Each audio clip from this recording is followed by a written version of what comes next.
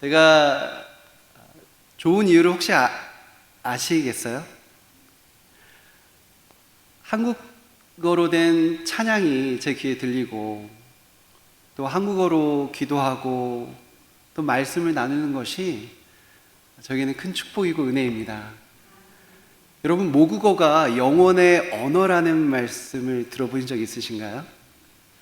제가 지금 캔자스에서 미국 교회에서 사역을 하고 있기 때문에 영어로 사역을 해야 되잖아요. 저는 이제 한국인이고 한국에서 태어나고 자랐기 때문에 한국 문화에 익숙한 목회자입니다. 하지만 하나님께서 특별히 길을 열어주셔서 미국 교회에서 사역할 수 있는 기회를 허락하셨어요.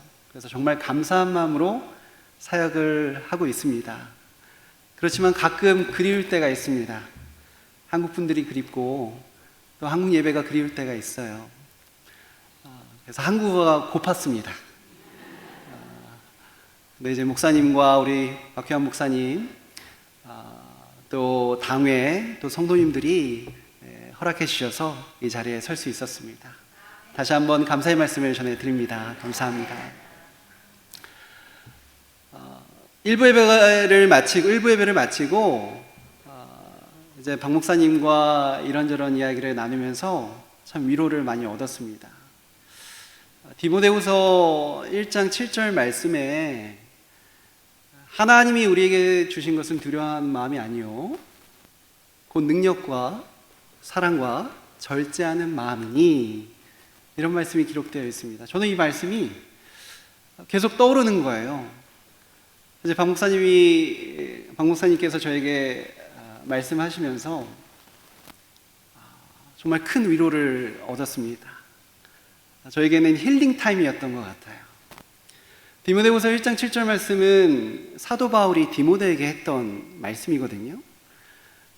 선배 목회자가 후배 목회자에게 정말 따뜻한 마음을 가지고 격려해주고 사랑으로 그 조언을 해주었던 그런 말씀이 바로 디모데 전후서입니다. 저는 박 목사님이 저에게 이런저런 이야기를 해주시면서 그런 마음이 느껴지는 거예요. 저에게는 정말 신앙의 대선배 목사님이시잖아요.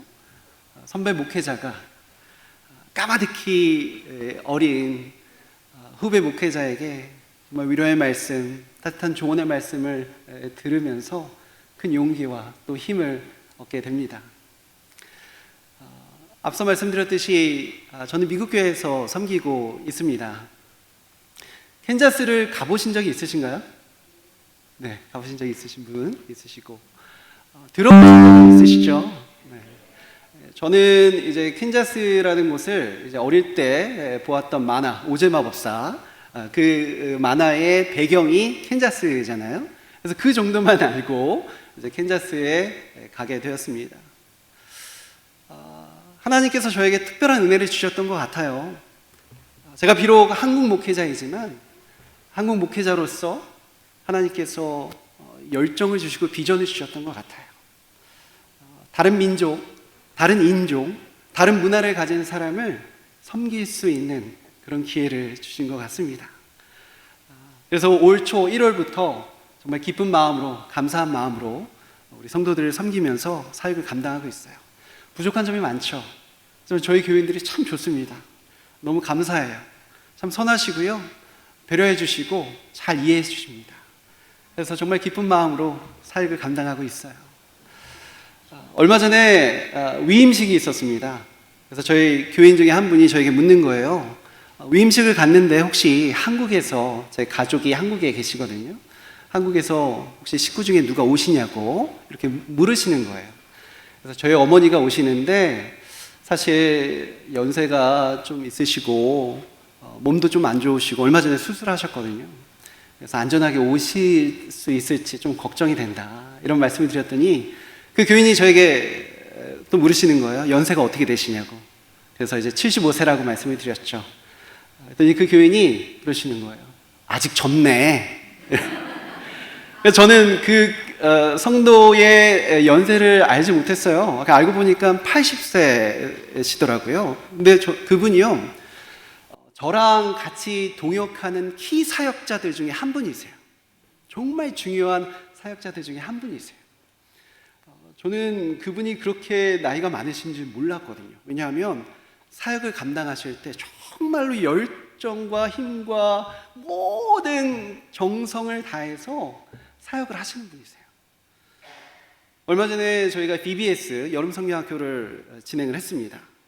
저희가 부임한 후에 부임해서 얘기를 들어보니까 10년 만에 BBS를 하게 된 거예요. 아이들이 별로 없어요. 그런데 이제 BBS를 하니까 지역에 살고 있는 아이들이 많이 와서 정말 즐거운 시간을 가졌어요. 그 사역을 감당하면서 그분이 이제 캐롤이라는 성도분이신데요. 캐롤은 정말 중요한 역할을 하셨던 분이에요.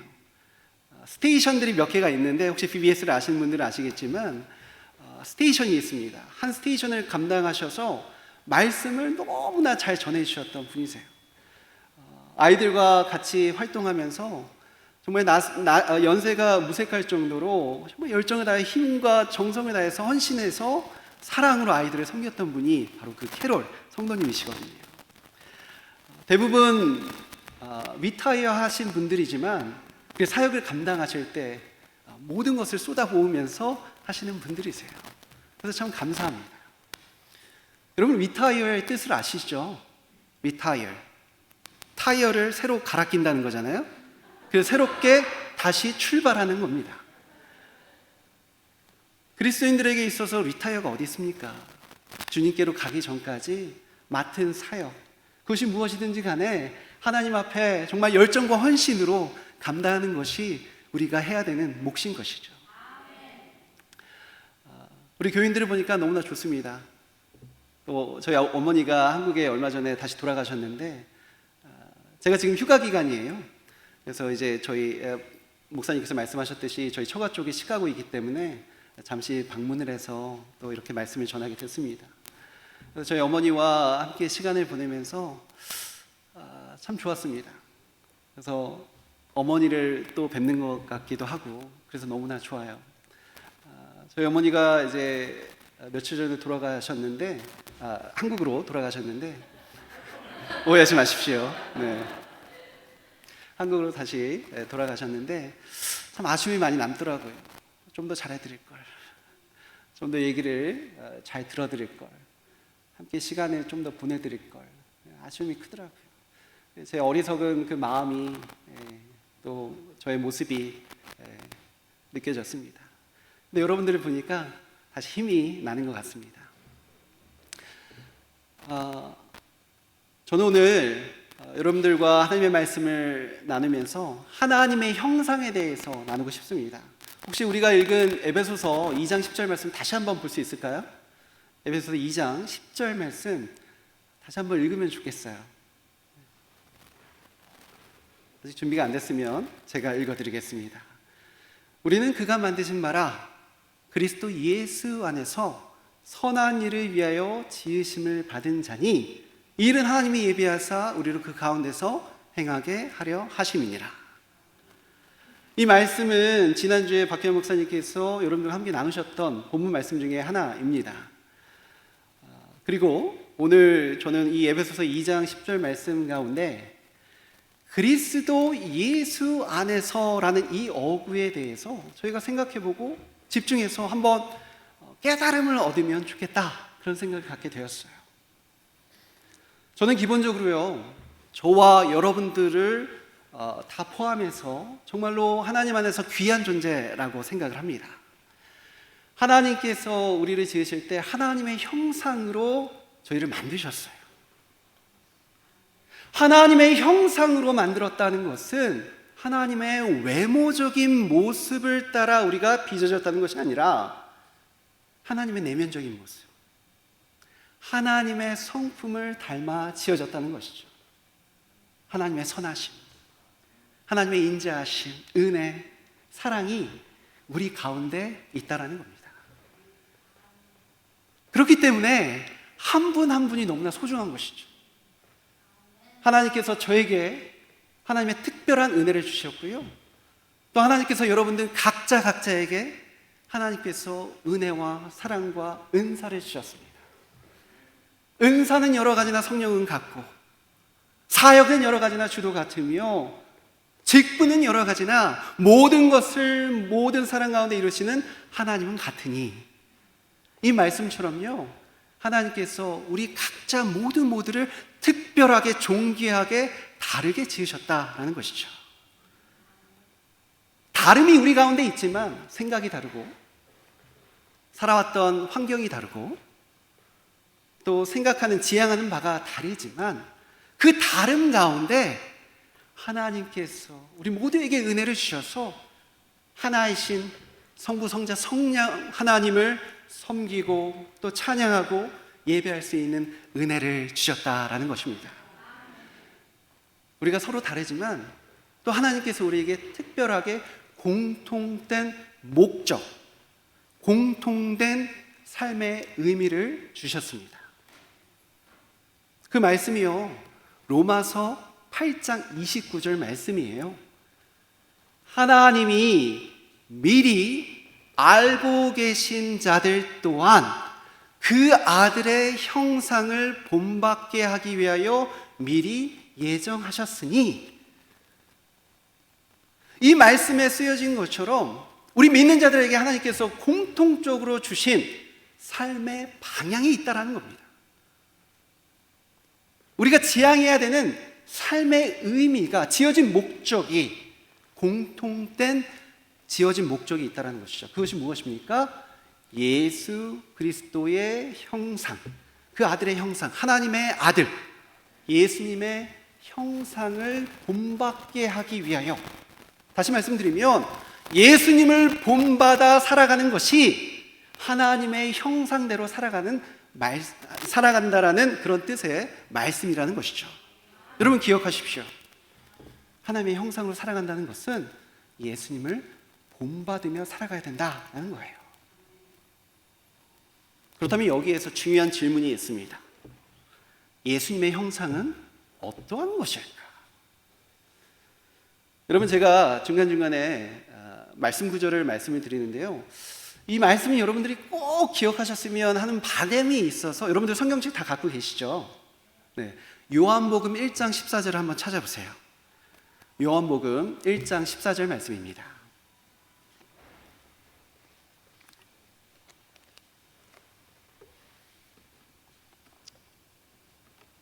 다 찾으셨으면 우리 한 목소리로 함께 읽도록 하겠습니다. 요한복음 1장 14절 시작.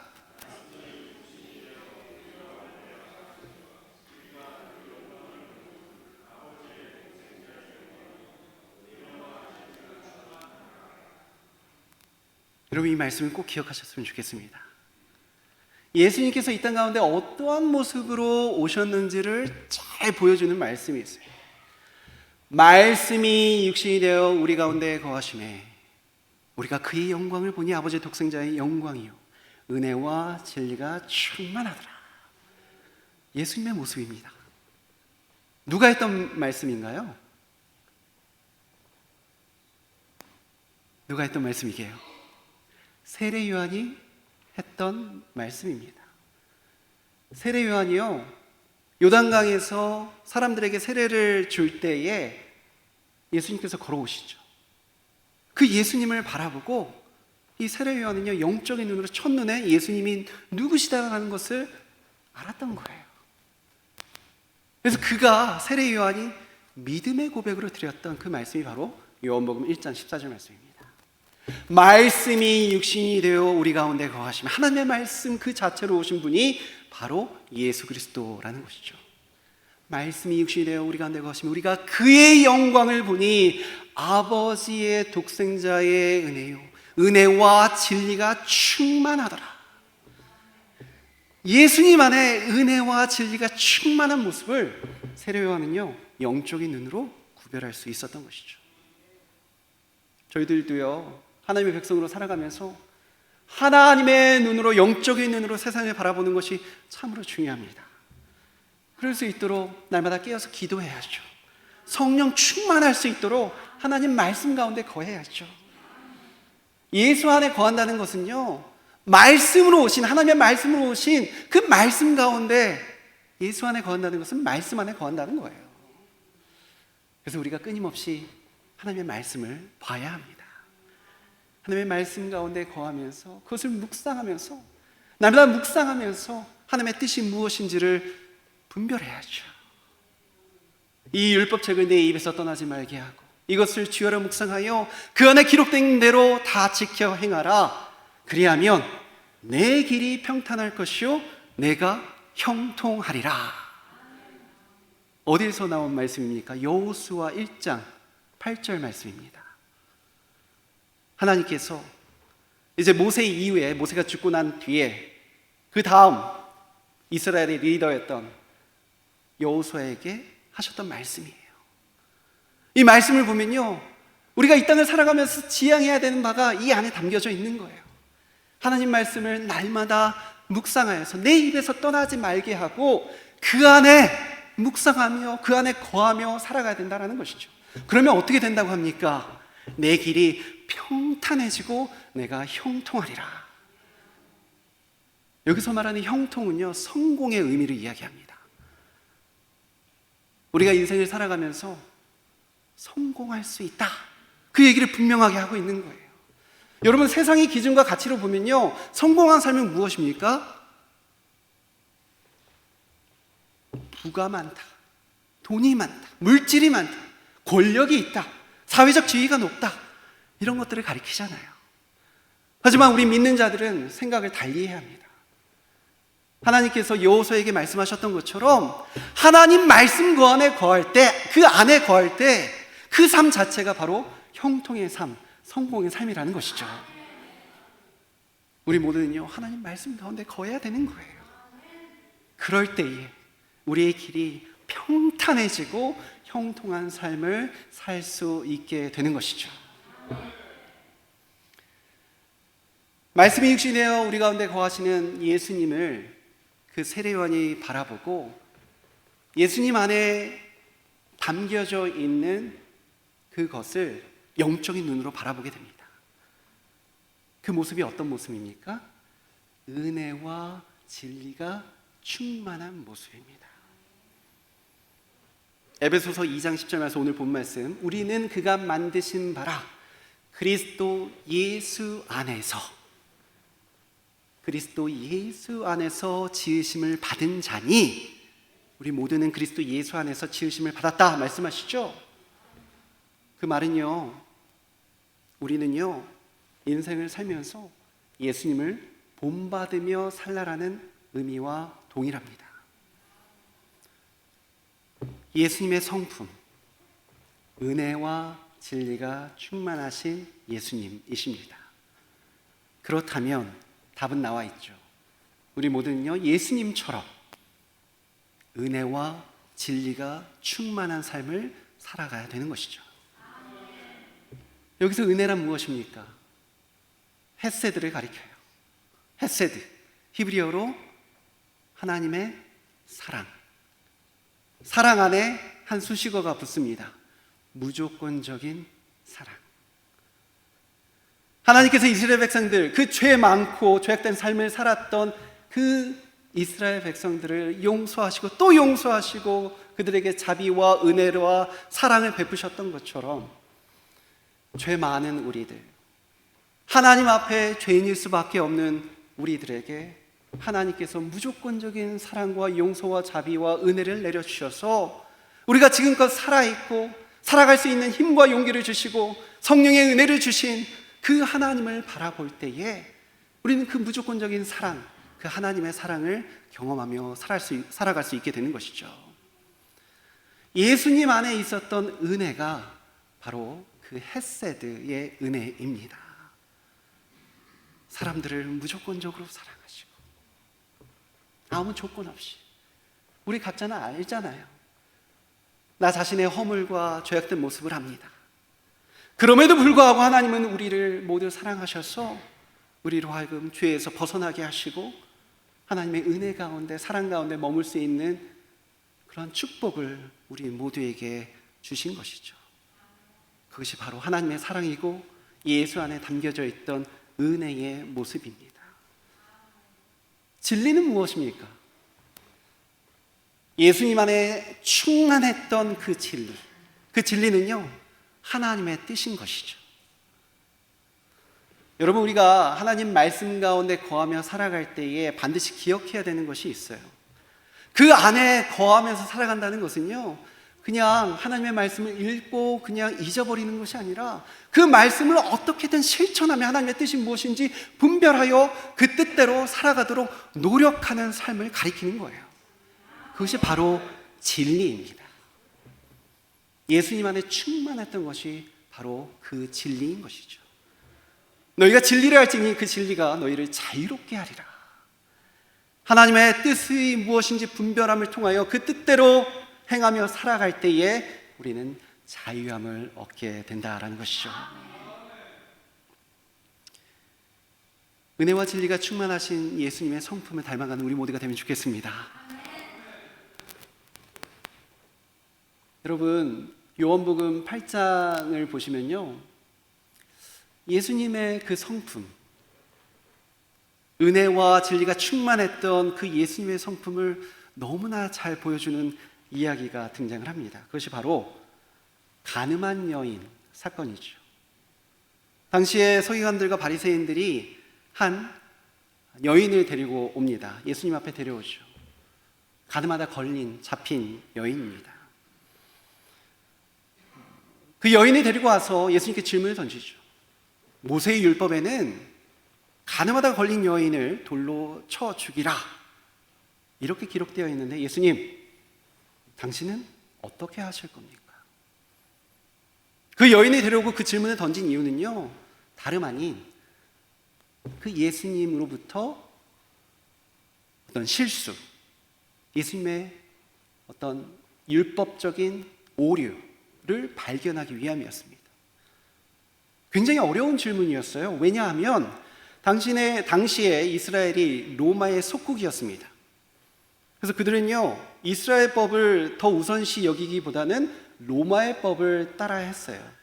로마의 법에는요, 다른 민족이, 로마 사람이 아닌 다른 민족이 누군가를 판단하고 또 심판하면 안 된다라는 것이 있었어요. 특히 누군가를 처형한다라고 했을 때 로마의 법을 따르게 되어 있었습니다. 하지만 율법대로, 유대인의 법대로, 모세의 율법대로 그 간음하다가 잡힌 여인을 돌로 쳐 죽인다면 로마법을 어기는 것이죠. 반대로 그 여인을 그냥 풀어준다고 했을 때에 예수님은 유대인의 율법을 어기게 되는 겁니다. 이러지도 저러지도 못하는 그러한 상황을 만들기 위해서 당시의 서기관들과 바리새인들이 그 여인을 예수님 앞에 데려갔던 것이죠. 그리고 그 트리키한 질문을 던진 거예요. 그 질문을 예수님께 던졌을 때에 예수님은 어떤 행동을 취하십니까? 어떤 행동을 취하셨죠? 땅에 무언가를 쓰셨습니다. 뭘 쓰셨게요? 혹시 아시는 분 계신가요? 아무도 모릅니다. 어떤 사람은 그 바닥에 그 당시에 모였던 사람들의 죄목을 일목요연하게 쓰셨다라고 이렇게 이야기를 하지만 뭐 그럴 수도 있죠. 하지만 아무도 모릅니다. 정확하게 어떤 내용을 쓰셨는지 몰라요. 예수님께서 그 바닥에 무언가를 쓰시고 다시 몸을 일으키셔서 사람들에게 선포하듯 말씀하십니다. 너희 중에 죄가 없는 자부터 이 여인에게 돌로 치라. 사람들이 어떤 반응을 보입니까? 쭈뼛쭈뼛하면서 한 명, 두 명, 거기서 모인 사람들이 다른 곳으로 가게 되죠. 결국 예수님과 그 여인만 남게 됩니다. 예수님께서 물으시죠. 사람들이 어디로 갔느냐? 네, 다른 곳으로 다 갔습니다. 예수님께서 말씀하시죠. 나도 너의 죄를 묻지 않겠다. 다시는 죄를 짓지 말아라. 이렇게 말씀하십니다. 저는 이 예수님의 마지막 말씀 가운데 예수님의 성품이 잘 담겨져 있다고 생각을 합니다. 은혜와 진리가 충만한 예수님의 성품이 이 말씀 가운데 담겨져 있는 거예요. 죽을 죄를 지은 그녀를 용서하시죠. 하나님의 은혜입니다. 무조건적인 사랑으로 그녀를 보듬어 주시죠. 그런데 거기서 끝나는 것이 아니라 예수님께서 그녀에게 하나님의 말씀을 선포하십니다. 다시는 그 죄를 짓지 말라. 진리의 말씀도 함께 주시는 거예요. 이것이 바로 예수님의 성품입니다. 우리 모두가 가지고 있어야 하는, 지향해야 하는 은혜와 진리의 모습인 것이죠. 여러분, 은혜와 진리는요, 같이 갖고 가야 되는 거예요. 은혜만 있다고 해서 온전한 그리스도인이 아닙니다. 진리만 있다고 해서 온전한 그리스도인이 아니죠. 은혜와 진리는 같이 가지고 가야 되는 거예요. 여러분 생각해 보십시오. 은혜만 있고 진리는 없다. 삶이 모호해집니다. 우리가 그리스도인으로 하나님의 백성으로 살아가는 기준과 삶의 가치가 불분명해지는 거예요. 그래서 하나님의 뜻이 필요합니다. 진리의 말씀이 필요하죠. 생각해 보십시오. 은혜는 없고 진리만 있다라고 생각해 보십시오. 누군가를 판단하게 됩니다. 내가 하나님이 되어서 누군가를 정죄하게 되죠. 하나님은 원하시는 삶이 아니에요. 그래서 우리는요, 은혜와 진리를 같이 가지고 있어야 되는 것이죠. 이것이 바로 예수님의 성품입니다. 저는 오늘 말씀을 통해서 우리 모두에게 귀한 깨달음이 있기를 원합니다. 저는 내일 피츠버그 캔자스로 다시 돌아갑니다. 제가 살고 있는 곳이 피츠버그인데요, 굉장히 작은 마을이에요. 그곳에서 이제 또 사역을 하게 되고 또 성도들과 함께 신앙생활을 하게 됩니다. 예수님의 성품이신 그 은혜와 진리를 늘 생각하면서 사역을 해야 되겠죠. 때로는 시험도 저에게 찾아오고요, 어려움도 분명히 있을 줄 압니다. 그럴 때마다 낙심하지 말고 예수님의 성품을 기억하면서 예수님 성품대로 살아가는 제가 되면 좋겠습니다. 여러분들도요, 시카고에서 살아가시면서 예수님의 성품을 따라, 하나님의 형상 따라 살아가시는 우리 성도님들이 되면 좋겠습니다. 예수님의 은혜와 예수님의 진리가 충만한 삶을 사시면서 복된 하루하루의 삶이 되시기를 간절히 축원드립니다. 기도하시겠습니다. 하나님 감사합니다.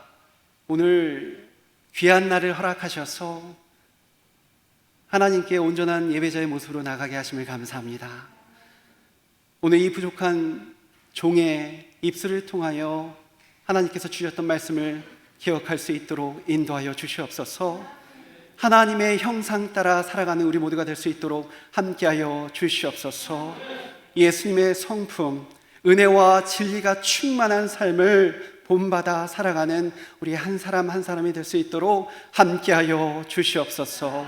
모든 은혜 감사드리오며 예수님의 이름으로 기도드립니다. 아멘.